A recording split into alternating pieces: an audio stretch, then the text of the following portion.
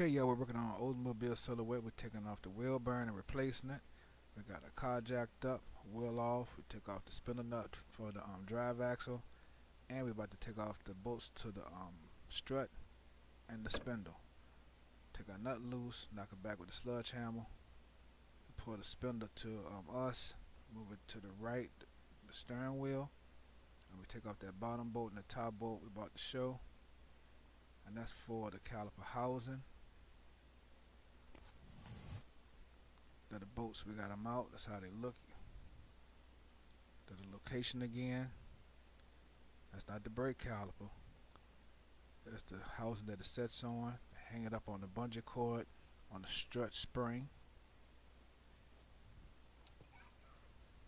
Take a sludge hammer, hit back your drive axle so you can get access to the bearing nuts, to the bearing bolts. Okay, we got an impact socket on it. There's two right there. There's one in the back. They should go right there. So we take those loose.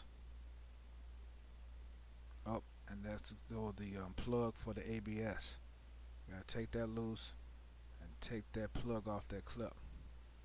Okay, we got our bolts out. We're pulling out a wheel bearing. Once we pop the thing off the clip, I plug off the clip, it falls. That's our new thing right here, our new bearing.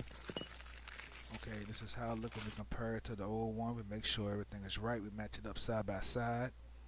Okay, we put it back in place here. You might want to grease it or whatever you got to do to get it in. We put our plug back on the housing bracket. It just clips in.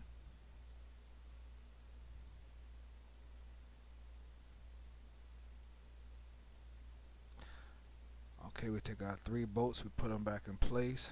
Put them in by hand first. Come back with air, or you do it by hand. Either way you got it, you just do it. Just get it done.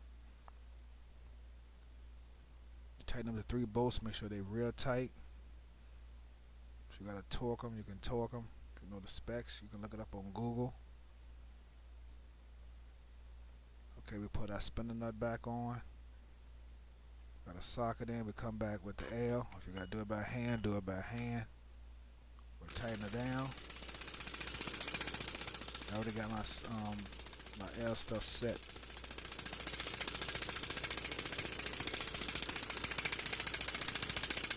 Everything's looking good so far.